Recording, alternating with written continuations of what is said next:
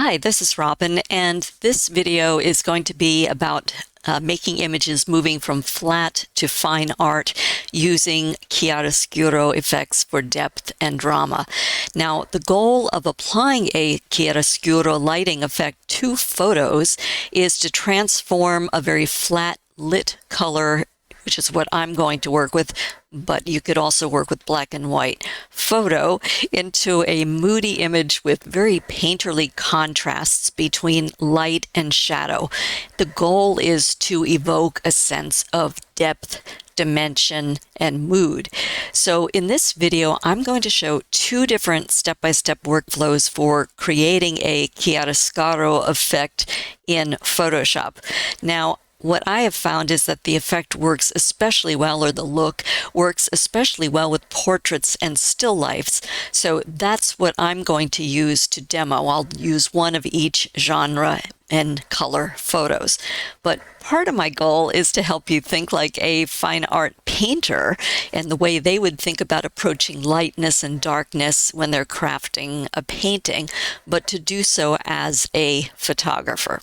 So, in fact, that's what motivated me to create this workshop. I recently visited several art museums and saw paintings by artists whose work I admire, and their works inspired me to achieve the same looks with my photography that they had achieved with paint on canvas. So what I'm going to do in this video is I'll start with an introduction to chiaroscuro, but will include the chapter start times in the description below this video. So in case you want to skip this introduction and hop right to the demos, you'll find the links down there if you want to. But first, let me define what is chiaroscuro lighting and what does it look like. So chiaroscuro is about purposely using strong contrast between light or clearness, so it's the Italian word chiar, and dark or darkness, oscuro, so chiaroscuro, to create a more 3D or sculptural, moody, or dramatic atmosphere. Now, this originated in the Renaissance, but modern artists use it too. Now, my channel is focused on Photoshop and post-processing, but let me just mention quickly that if you want to capture this kind of look in camera when you're shooting, you would use a single light source as on your subject, and then you would allow fall off to darker backgrounds, okay? You'd tend to underexpose a little, but I would suggest using a lower ISO to help reduce noise. I know there's all kinds of programs out there nowadays, whether it's Topaz or whomever, that would help reduce noise, but I think the less noise you have to start with, the less you need AI or other programs to fix it. And okay, so in this video, we're not talking about having captured a chiaroscuro look in the studio. We are going to simulate that look with Photoshop. So what I wanted to do, as I said, was just say, well, what does it look like? I've said it's about darkness and light and contrast and sort of sculpturing a scene, okay, or sculpting a scene. But these are some examples of some paintings that I think employ chiaroscuro from some favorite painters of mine. So just starting up on the upper left here.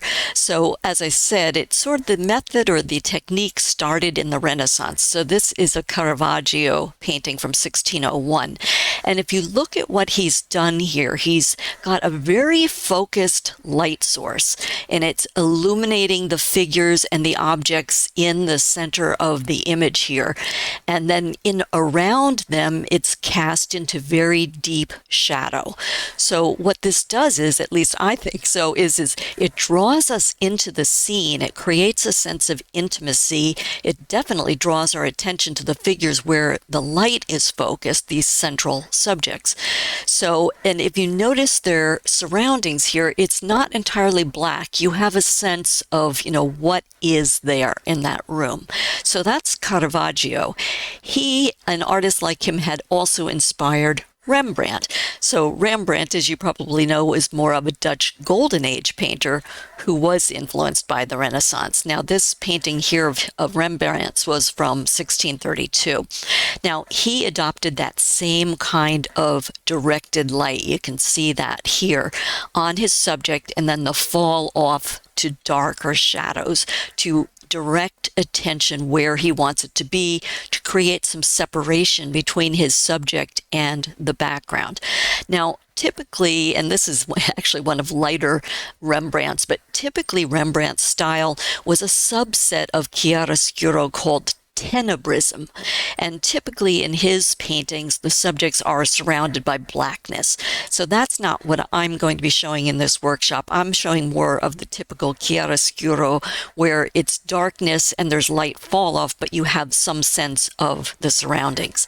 Now, these were obviously very old classic painters, but we also can come up into more modern times, and this is a painting by Tamara de Lempicka, and this is from 1928. As you can probably tell from the style of it, she had very Art Deco and Cubist modern painting style, but she too incorporates stark contrasts of light and shadow, light and dark, and that whole sense of directing attention with light and minimizing attention with darkness. So again, it's a more modern approach to chiaroscuro.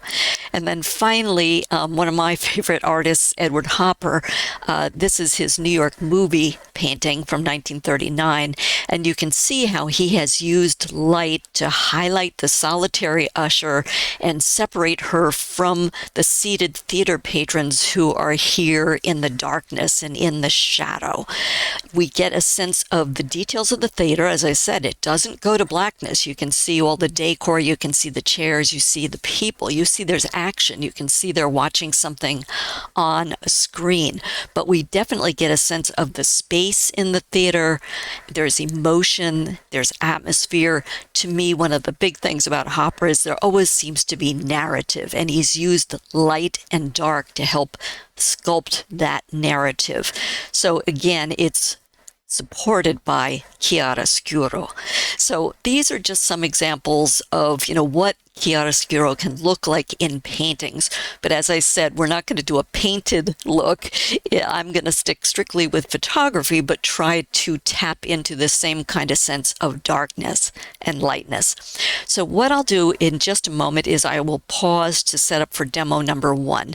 But I wanted to give you a quick reminder that if you are new to my channel or have not subscribed yet, and you want to be notified of future Photoshop workshops, please click the free subscribe button plus the black bell icon below the video, and then you'll get a single notification from YouTube when I release new content each month. Now, if you already subscribed, already clicked on subscribe once before, no need to do it again. You only do it once and you're all set. Also, I will include links to the stock photos I use for the demos in the description below the video if I have access to them. I hope I do. And then I will also include a link to other relevant content that I've published and put out in videos on my Photomaker Academy channel. So if there's something relevant in terms of ways to work with light and dark, then there might be some other methods you can look at there as well.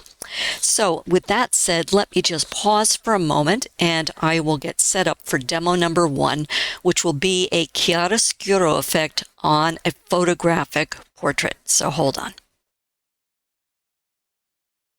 Okay, so now this is demo number 1, and as I said, this is going to be about how to create a chiaroscuro effect on a portrait.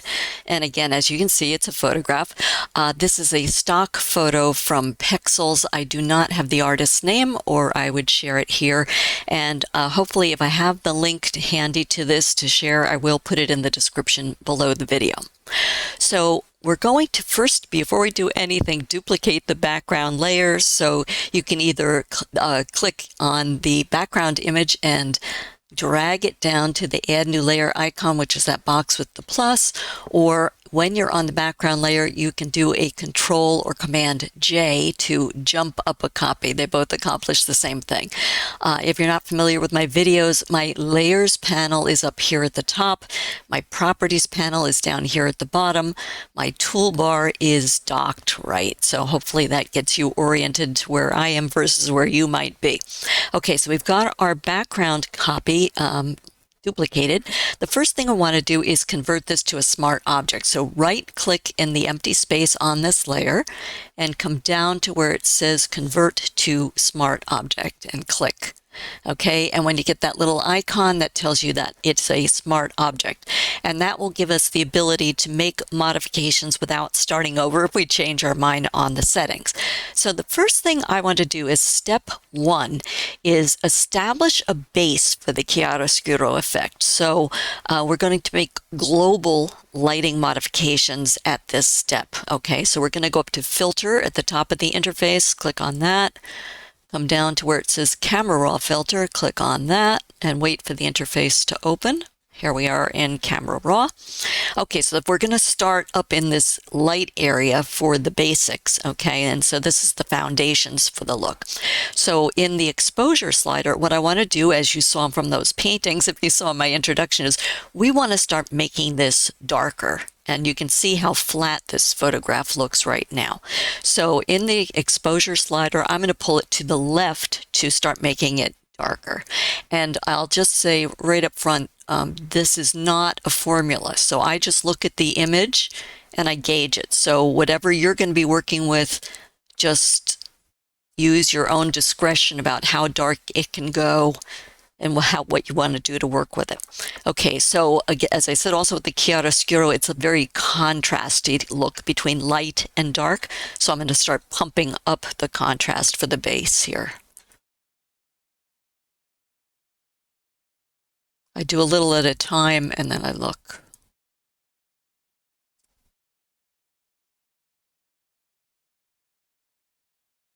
Might be a bit much. Let's see. Right, let's leave it there. I want to lower the highlights because there's still too much brightness in the room.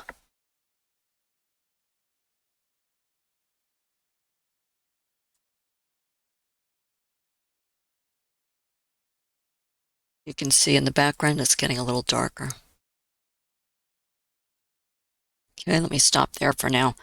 The whites, I want to give more pop to her shirt and to anything white. So again, I'm going to try to do what some of those other artists like Caravaggio and Rembrandt did. I'm trying to be focused in this area here with my light and have the fall off to the dark surrounding her. So I want her shirt to pop more and draw more attention with the light hitting it.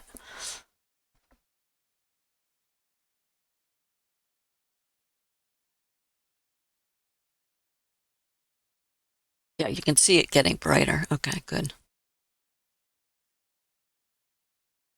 I want to go too much and have it blue the whites on her sleeve there. Let me go down just a little bit. Okay, and then again, I'm going to go darker on the blacks. I do not want to do that tenebrism look, as I mentioned, where it goes to all black. I want to stay in the more traditional chiaroscuro where you can have a sense of the surroundings. So I'm going left to make it blacker.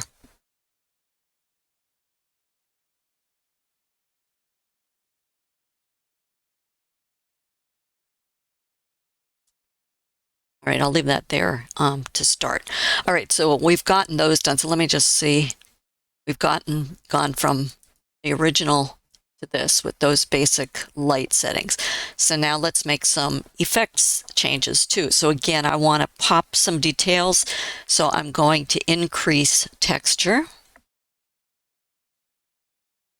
So again, just translate to your own. If you want to increase certain details, then boost the texture. Okay, same thing with clarity. I want more pop. So maybe I can zoom in a little bit here and just see.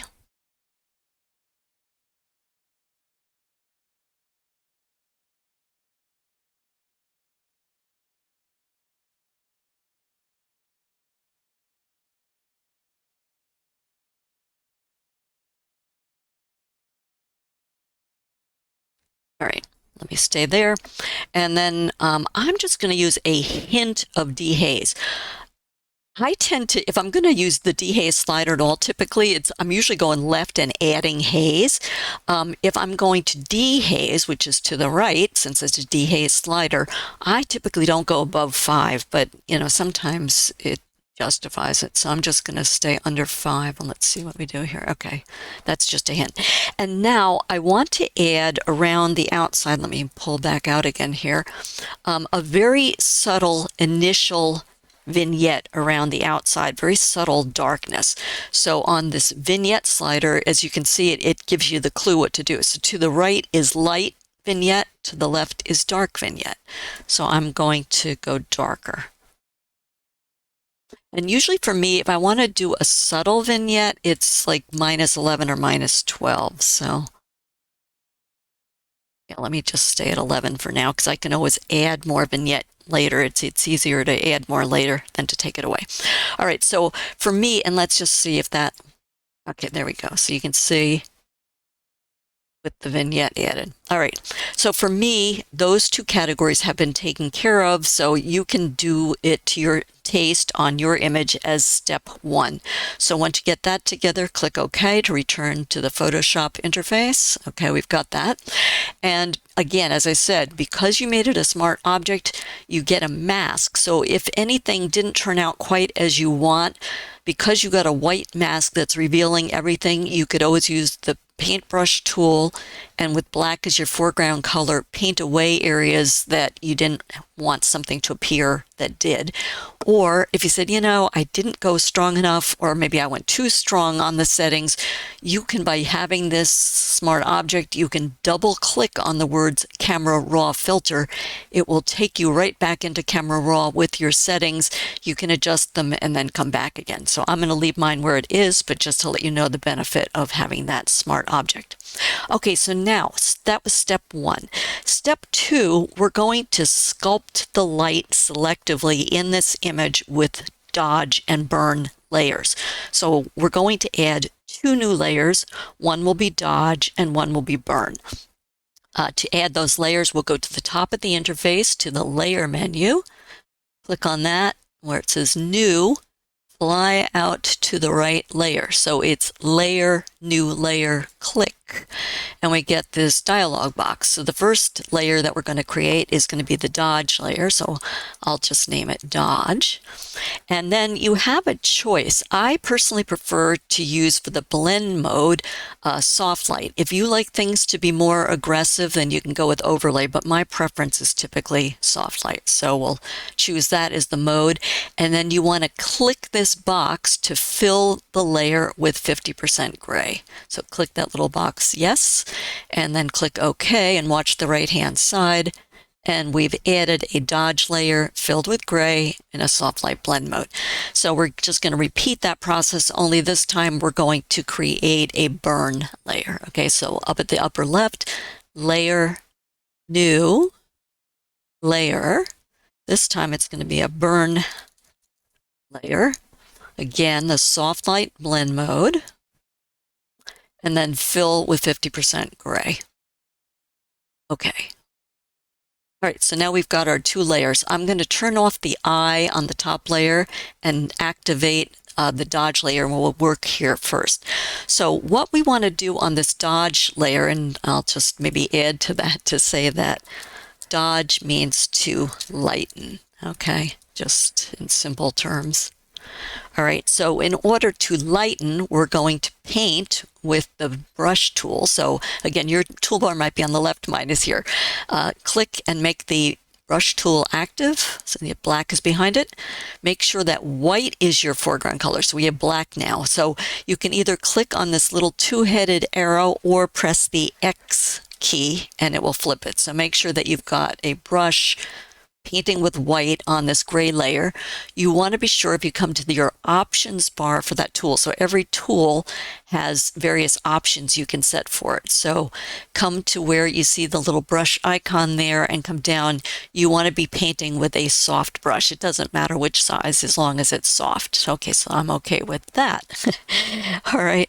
And then the other thing we want to do is if we come across this option bar to where it says flow, we want to reduce this so it's a very low flow. So I would suggest that you set the flow to between 2 to 5%. And the way you can do that, if you're not familiar, is click either on this little down arrow and pull the slider, or you can do what I like to do, which is just left click and drag from the word flow there and get down. And I think I'll aim for around 4% just so we don't take too long. And if I have to increase it, I will. There we go. Okay, so I've got the soft brush, the 4% flow, I've got the brush tool active and a white foreground, and we've got our dodge layer active. So now what we're going to do is we are going to paint on the highlights that we want to stand out in this image. Okay, so I'm again going to zoom in a little bit here so we can see what we're doing. And the white that you see here in the screen is my paintbrush size. The green is just the highlighter so you can see where I am. So I'm going to make my brush a little bit smaller by using the left bracket key. Just tap it a few times to the size that you want to paint with. And then you have two choices. You can either keep painting across where you see the highlights that you want to build up, or you can, I'm going to make this a little bit smaller still, you can just do a successive clicks. So click, click, click. It tends to, I find, apply faster and work better for me if I click. So I tend to like to click versus just do paint strokes. So again, I am just following where the highlights are to try to bring them up some. I want the light to be hitting her face, so I'm going to try to brighten that up some.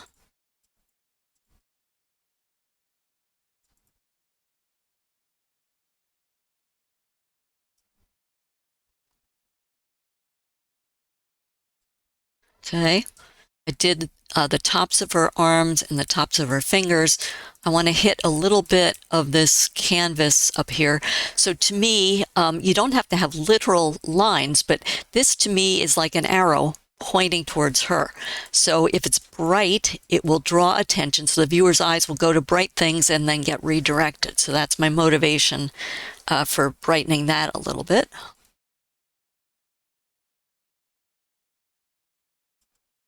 And wherever you see this going, I'm just clicking as I go. I don't need to keep saying click, click, click. If you see it super fast like that, then I'm just painting. Okay, I'm going to try to draw some more attention to these brushes to just emphasize that she is a painter. So lighten them up a little bit. I also want to draw attention to her palette of paint down here. So it looks like she's probably a watercolor artist based on that. It doesn't look like oil.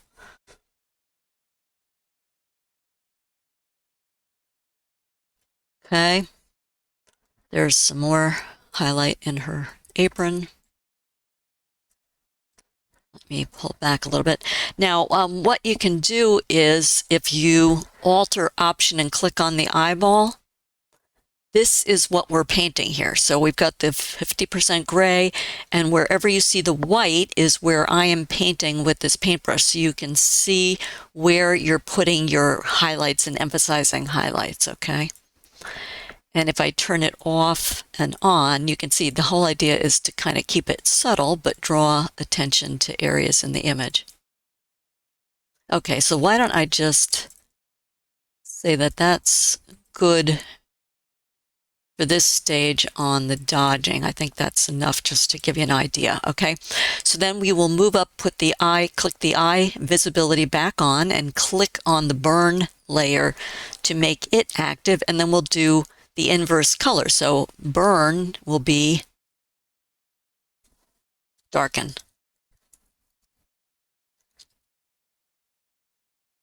Okay, so to darken, then we don't want to be painting with white, we want to paint with black. So again, you can click this two-headed arrow or click the X key to make that black the foreground color. Be sure the white frame is around there to show you that that's active. And I'm going to do the same kind of thing. Now I'm going to look for the shadow areas, and let me pull back out again, because there are some distractions back here that I don't really care for. So I'm going to make my brush bigger with the right bracket key and try to burn this down because it's very white and it'll pull attention.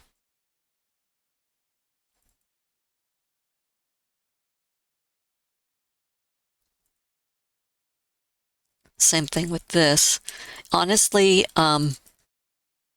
this thing back here, I'm tempted to just remove it.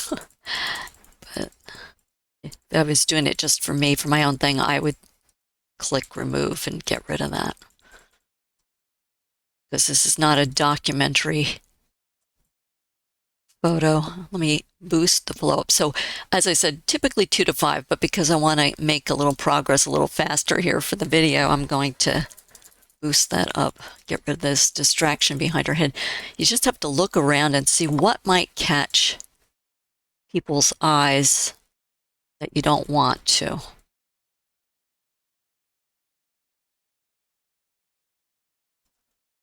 There's white stuff over here. I'll get rid of that. Again, I'm just clicking rapidly with this brush. Now I'm painting. So you can see you're not getting it like an oil paint or a painted look. We're just going for the same type of shadow and light as in the paintings that I used as examples. Turn this down a little bit. I think I'm going to put the flow up even more just for quick. Trying to visualize where I want the fall off on the light.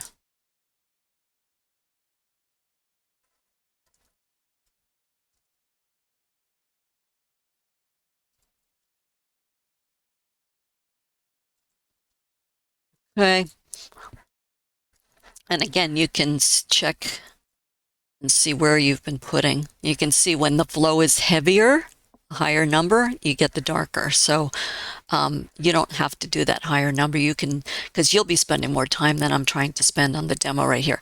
The one thing I'm going to go back to on the dodge layer for a moment. So again, be sure it's active and change my white to my foreground color is I want to emphasize a little bit of this light that's coming in from the window over here. So I'll make the brush bigger, but the white is the brush there. Okay, I think that's good enough. Okay, so let's say that we have gotten both of these layers the way that we want them now. I'm going to return my flow to 100% because these settings are sticky, so they will stay that way, and you don't want to forget where you had your settings. And I'm just going to put I always use the lasso as a neutral tool. Now, one thing you could do is if you're going to end up with a lot of layers and you don't like seeing a lot of layers, you can kind of collapse this a little bit if you want. So with that top layer highlighted, you can press and hold the shift key, click on the dodge layer, come to the bottom of the layers panel to this little manila folder, which is the group icon. Click on that, and now you've got a group. And you can double click on that word and label it dodge and burn. And you don't have to do this. It's just if you are somebody who likes to keep things tidy. And it has not collapsed those settings. So if you click on that little arrow, you can still get back to them and make modifications if you want to. Okay, so that was step number 2, was sculpting the light a little bit more. So step number 3 here with the chiaroscuro will be to deepen the black and the neutral tones. So that's going to be the next step that we're going to do here. So to do that, we're going to add a selective color adjustment layer. So bottom of the layers panel to the add new adjustment layer icon, which is a circle with a line, left click, and come down all the way to the bottom to selective color. Click on that. Okay, so we've got our selective color layer and the associated properties panel that goes with that layer. Now what we want to do is, again, I want to keep darkening the blacks and the grays and the neutral tones here. So where it says colors, we're going to work with blacks. So what you do is just come across to where you see that down arrow, click on it, it expands, and click on black. So we're going to work with the blacks. You can ignore all these others and we're just going to work with the black slider. So again, I just want to add a little bit more. I'm building this up gradually, darkness, without losing context to the background. Okay, I think that's probably enough. It just darkened it a little bit. So now we'll do the same thing, but with the neutrals. So when we're here, you can see there's blacks, neutrals, whites, and then all these colors. So we're going to work with the neutrals next. Okay, so again, come down to the blacks slider, and again, going to add some more black into the neutrals or the midtones. Okay, so again, no formula, just do it to taste.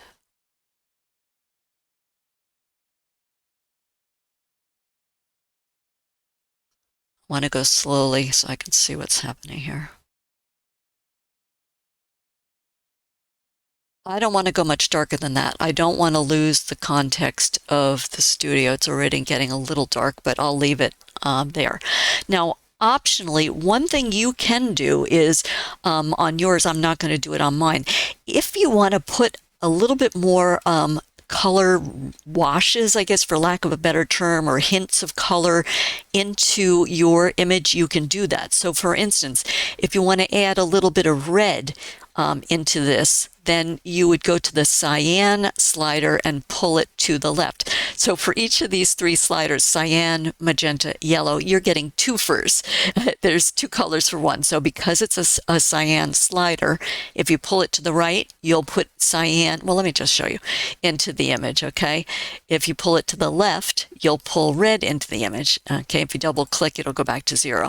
Magenta, it's magenta to the right, green to the left, and if you want to warm it up a little with yellow, then you would pull it to the right, and blue would be to the left, cooler. Okay, so that's just optional if you want to add any other color toning in here, but I'm not going to do it on mine. That's just an optional thing.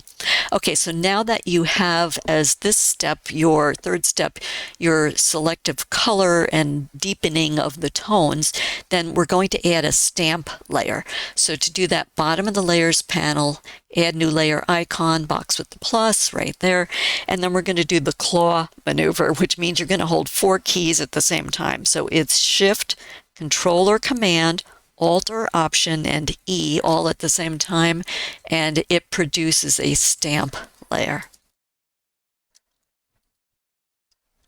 Helps if you can type. Okay, and the stamp layer is essentially a merge or composite of everything that's come before it, but without collapsing the layers. So it's like you've got a new base layer to work from. So the next thing I want to try to do here as step 4 is to try to sharpen more of the key details in this image. So again, I think I'm going to zoom in a bit so I can see more what we're working with.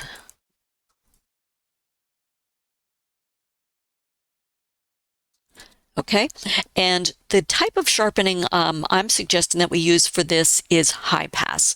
So to use it with that layer active, you go to the top of the interface to the filter menu, filter, come down to other, and then fly out to high pass. So filter, other, high pass, click, and we get this high pass dialog box. Okay, so what you want to try to do here is right now you can see the radius is almost at 0, and I have this clicked to preview so I can see what's happening here. What you want to try to do is to move the radius so that you only see very faint detail lines from your subject that you want to have sharpened showing in the gray. It's meant to be very subtle. You don't want to go crazy to the right. Look at this. Okay, see? Or even that. You don't want that. You want the lines and the width of the radius to be very narrow, so you're just sharpening very fine edges. So again, not a formula. You have to look at your picture and see what gives you the just barely seeing the lines effect. And for me, I think this looks like that's getting me there. And I don't know if you can see this on the video. I hope you can, but it's just very fine lines. Once you get yours so that it's showing like that, you click OK. It stays gray, so it will remain that way. What you have to do is you have to add a blend mode to make this go back to the color. I personally, again, prefer soft light because it's a little softer. If you like a more aggressive kind of a look, you might want to use overlay. So in the layers panel, normal is the top of the blend modes. Come down to where it says soft light, and that's what I want to use. But overlay will also work. It will just be more aggressive. I like soft light. Okay, so now you can see we've got our color back again. And I don't know if you'll be able to see because it should be pretty subtle, but yeah, it's probably hard to see in the video, but I can see that there is some sharpening taking place in this. Okay. So at this point, we're pretty good in terms of the look of the chiaroscuro. We've got the directional light, the bright contrast between the light and the dark. We've got a more contrasty image, but I would like to pump mine up a little bit more. So optionally for you, you might think this is where you want to stop and this is good for you, and that's perfectly fine. But I like to show you some optional steps if you want to take it to the next step. So an optional step 5 would be to add some directional light. And what I will do is in the description below the video, what I'm going to do is include a link to another video on my channel that uses a 3D lighting feature that is only available in older versions of Photoshop. It's no longer available in the current versions, but in that video it tells you which versions support it, and you might be interested in trying that as an alternative to what I'm going to show you here now. Okay, so now we want to create another stamp layer. So bottom of the layers panel, add new layer icon, and then we'll do the claw maneuver with Shift, Control or Command, Alt or Option, and E all at the same time. And then I'm going to label this one directional light.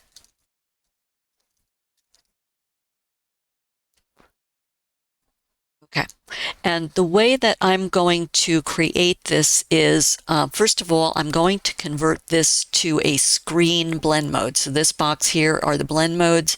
So I'm going to click that little down arrow and come to where it says screen, and I'm going to click on that. So I have converted this stamp layer to a screen blend mode, and you can see what a difference it's made in terms of the light that it's putting there.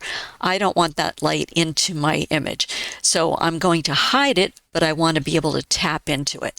The way to hide it is with a black mask. That will hide everything. So hung to the bottom of your layers panel, and normally if you click on this mask, add a mask, layer mask icon, it will put a white mask just like these. If you want to add a black mask, like I want to do to hide this effect, you would hold Alt or Option and click on that Add New Mask icon. Okay, and you can see it's a black mask and it has hidden that bright light, but we can now expose some of it where we want it to be exposed. All right, so what we want to do is, first of all, I want to have the brush tool active from the toolbar. So click on that, be sure it's active. We want to expose. So again, if you're familiar with masks, if it's a black mask and you want to expose something, you paint with white, and it's the inverse if you want to hide something, okay, on a white mask. So let's flip this. So white is the foreground color in the color picker. We've got that. We've got a soft brush. Yes, very good. And I want to lower the settings here. So again, in the options bar for the brush tool, I'm going to, just to start, lower opacity to about 50%. It's at 100 by default. And again, you can either left click and drag or click on that little down arrow and pull the slider. And then same with flow. I want to lower flow by quite a bit. So I think I'll go to maybe 25%. Let's just see. And what you can do is just click and paint somewhere and see if it's too much, and then adjust your settings to taste. All right, so I have my settings for the brush flow 25 and opacity at 50, and with the white soft brush. Be sure your mask is active and there's a white frame around it. Don't be working on the thumbnail. So now what I want to do is I am envisioning in this room that there is a whole row of these windows that goes along this wall in her studio, okay? And I want to have the window that's probably over here somewhere casting some more light on her face and maybe possibly on her chest a little bit too. So what I'm going to do is, first of all, position my brush, which is the white area, around the area I want to add a little bit more brightness, okay? Just to measure the shape that I want. I might go down just a little bit, okay? Then I'm going to come out to where the window or the source of the light would be, and I'm going to just left click once, then press and hold the shift key, and then come and position this brush to where I want the end point to be of where I want the light to hit. Termination point for the light, and click. Okay, so if we look at that, you can see what I added there, and you can see it lights her face up a little more. It also adds a little bit more light there. If we look at the mask, you can see by lowering these, we've just subtly pulled some of that screened light back into this image, okay? And I'm pressing Alt or Option on the mask to see it, and then it's a toggle so you can take it off. Now, what you can do is, so that created by holding the Shift keys, clicking Shift and click again, it creates a straight line. But then you can also do some more just subtle clicking if you want to brighten up just some more things here in this area.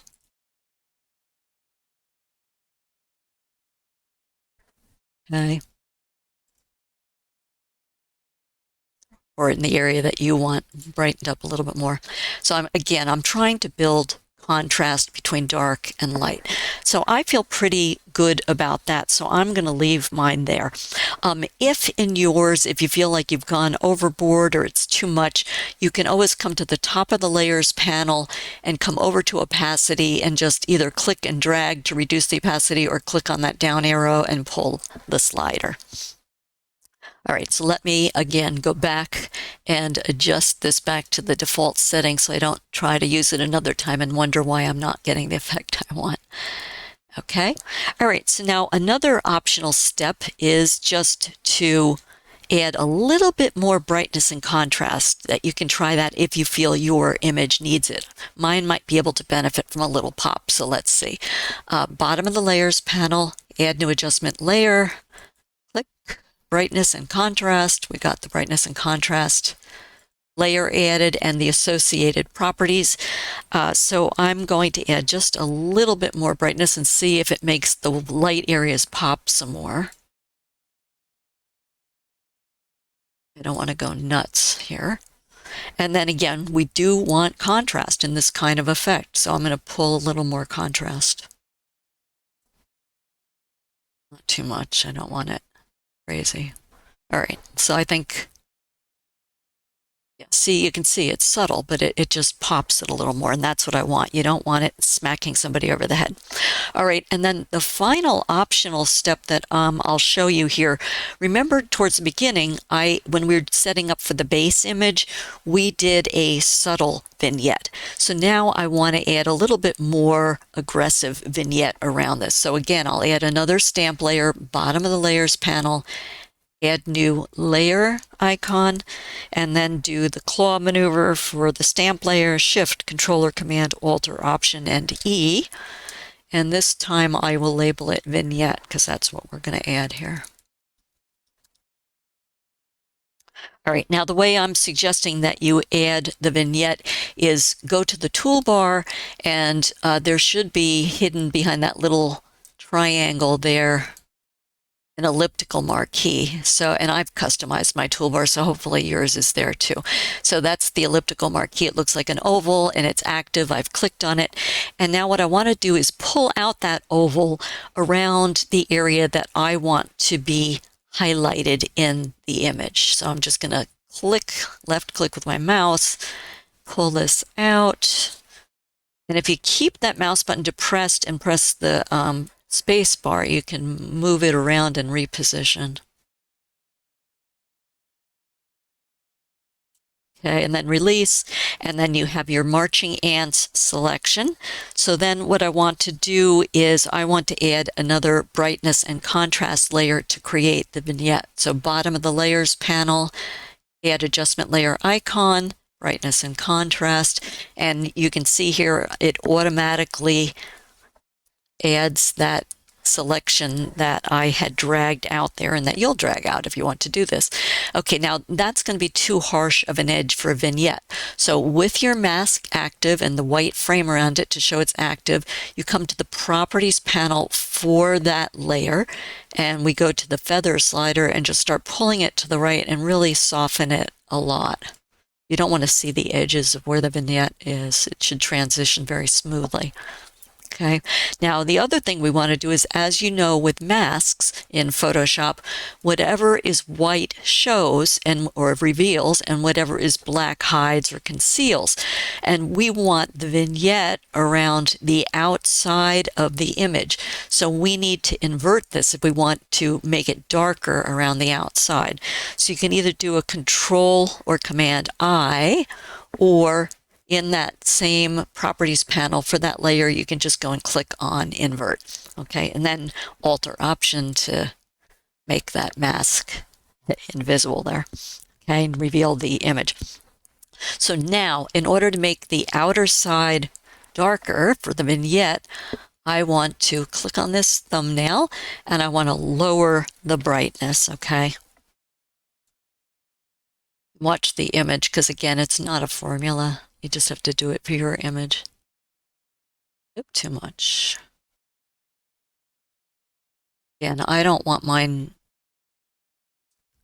going to that all black background. I'm going to stop there. Okay, and again, we do like contrast in this kind of a chiaroscuro look, so I'm going to add some more contrast again. Not tons, just enough to keep building it.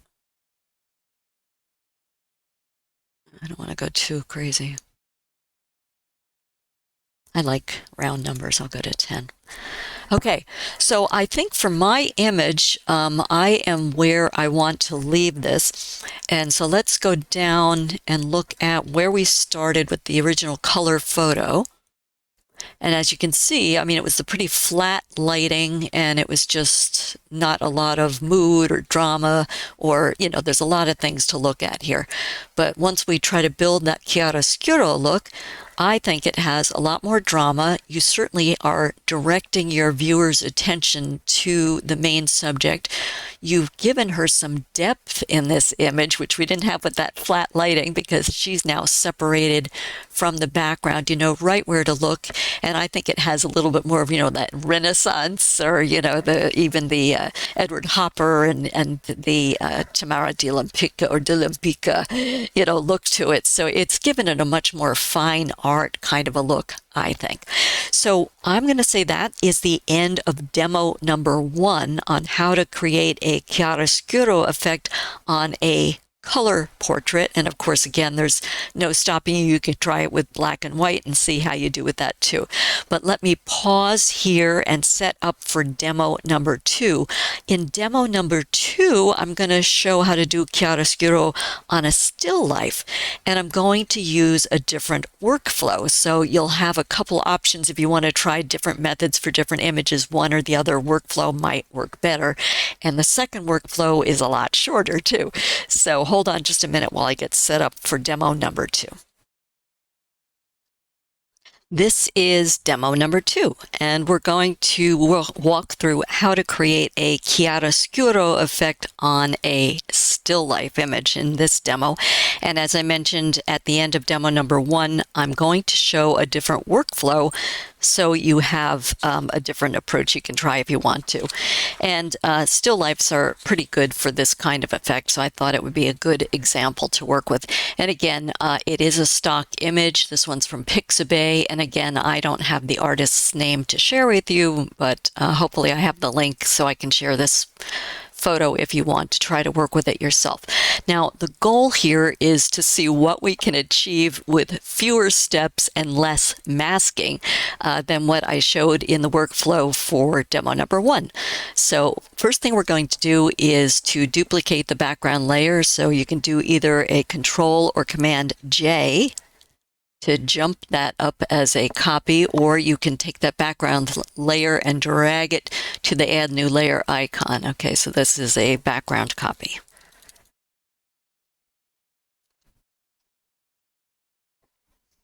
All right, so now what we're going to do in this workflow is a different approach. So the first step will be to convert this to black and white. So bottom of the Layers panel, add Adjustment Layer icon, and come down to black and white.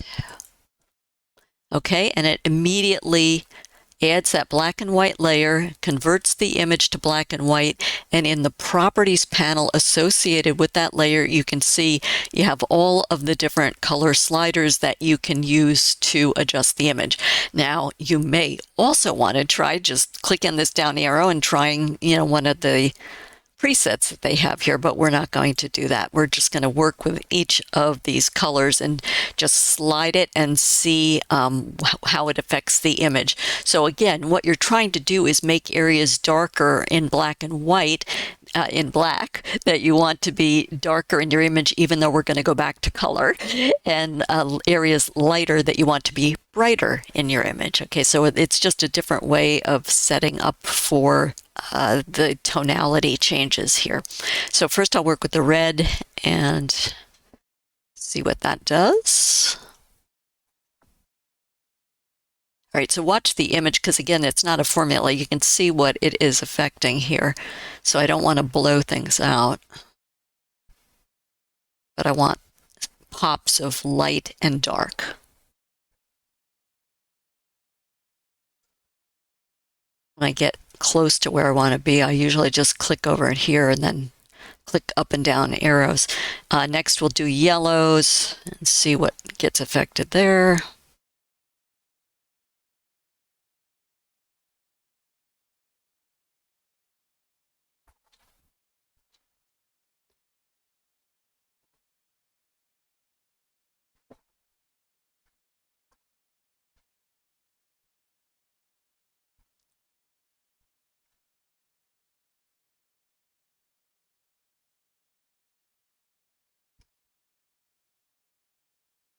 I usually just go up and down until I see something and figure out which direction I want to go. Greens. So of course the greens will be. Oh, and just to let you know, so at the bottom of this Properties panel, see the little eyeball? So if you can't remember what colors you might be where and what you might be affecting, you can just click on that and then toggle it off again.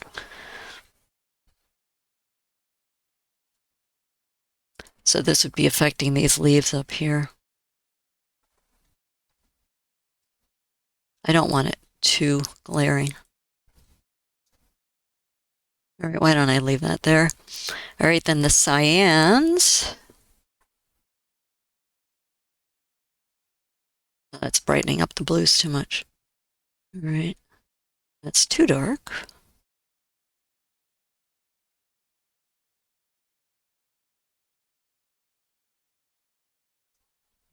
All right, and then blue.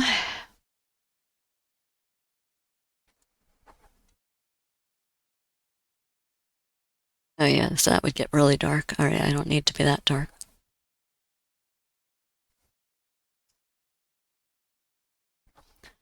And then magenta, let's see what that affects. Oh, so that's affecting, I guess these are pomegranate seeds here. I want them to pop because that's where the light is hitting. Okay. All right, so again, I don't want to leave this in black and white. This was just a way to add toning to this image. So now I'm going to add a blend mode up here where it says normal, is that's the default, that's what it shows. Click on that. And again, I'm going to use my favorite soft light. Again, you could use, you can see it's just much more aggressive with overlay, but go whatever suits your taste. Soft light for me. And then if it's too much for you, or if it's gone over, you could come up across here next to the blend mode and lower the opacity a little bit if it's just too much, okay?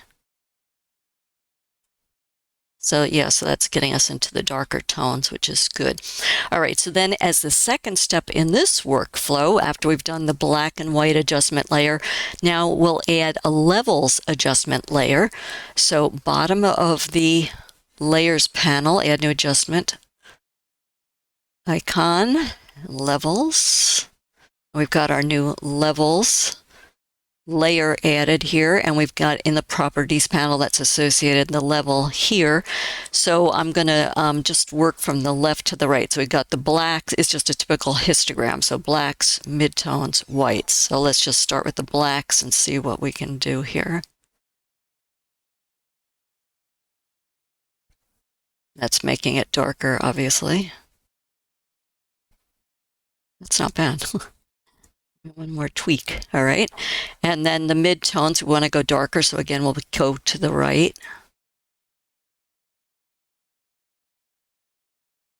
Again, we want to get it so that this area here becomes kind of the highlight area. Pops.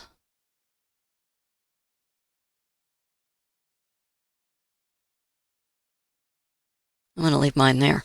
Okay, and then finally white, we have to, add some more whites back in, so that would come to the left. I'm watching the vase and the glass and where the highlights are here.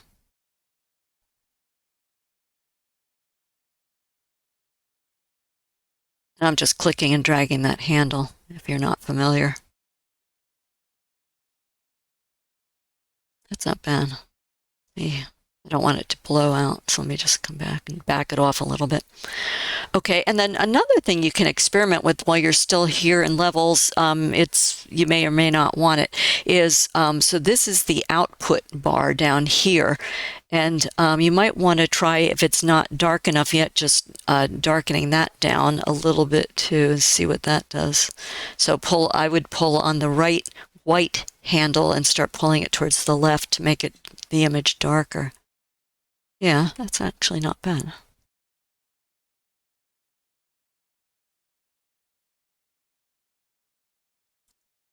Just a little bit more. Okay. Yeah, see, because that gave it a lot more moodiness and the darkness that we want. Okay. All right, so that was the second step. So black and white, then levels. And then I'm going to add, as a third step, some brightness and contrast, because again, keep thinking contrast with this chiaroscuro kind of look. All right, so bottom of the layers panel, add new adjustment layer icon, the circle with the line. Brightness and contrast, click, we got that layer. And going to add some brightness. Again, I just have to watch it and be sure it doesn't go too crazy here. And a little bit of contrast.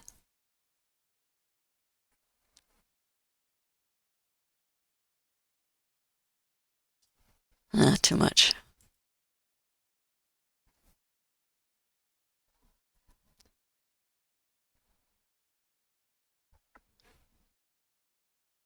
Back this off a little bit. There we go. Okay, so now I'm going to, and again, because you have these masks here, if anything gets affected in your image that you don't want it to, you can use your brush tool with black as the foreground color, and then with the mask active, be sure that the white frame is around the mask. You can paint on the areas that you don't want affected, okay, if you want to take some of it away. All right, just to let you know that you can do that. All right, so let's create a stamp layer here. Bottom of the layers panel, add new layer icon, and then do Shift, Control or Command, Alt or Option, all pressed at the same time. And this is going to be my vignette for this workflow. Okay, and so now this one, last time we used this elliptical marquee and just drew around the area. So let's try a different approach just so there's different things to learn and different tools at our disposal in case one thing works better than another. So to create the vignette, we're going to go to the top of the interface to the filter menu. Click on that, come down to Camera Raw Filter, wait for that to open, and then come down to the Effects category to the Vignette slider, and I want to darken the edges and make this area at the center pop more. So I'm going to make it darker. So for the Vignette slider, to the right is brighter, as you can see along the edges, and to the left is darker along the edges. So I'll just click on that handle and start pulling. And watch the image. You can see the vignette creeping in. Do you see that? I think I'll back it off just a little bit. So let me click on the eye so you can see what that did with the vignette. Okay, before and after. So I like that kind of a look. All right. So now I will, with that vignette added, click OK to go back to Photoshop from Camera Raw Filter. And let's see what we've done here. So again, if you want to play with the directional light, for your still life, like I showed in demo number 1, you can do that too. But let's, for this shorter, more simplistic workflow, let's just see what we did from the starting image, which was flatter and didn't have an awful lot of drama or depth. And then I think we, have given some separation, some depth. It definitely has, sort of more of that chiaroscuro, Italian drama kind of a look to it. So that is the end of the steps for demo number 2, where we've done a chiaroscuro effect for a still life image. So those were the 2 demos I wanted to show you in 2 different workflows. I wanted to show you using 2 different genres of photography. So in summary, in this workshop, I've explained what chiaroscuro is. I showed examples of it from selected master painters. I then demoed how to mimic a chiaroscuro lighting effect with a color photograph in Photoshop using 2 different workflows on 2 different genres for which the chiaroscuro is well suited. In other words, portraits and still lifes. But another I would suggest, which I'm not going to do the demo for, but you can play with it, is architecture. I think it could work very well for that too. So I hope you enjoy experimenting with this fine art post-processing effect to deepen tones, to add contrast, and to sculpt selected areas of your images in order to bring more depth and drama to them. So take care and enjoy.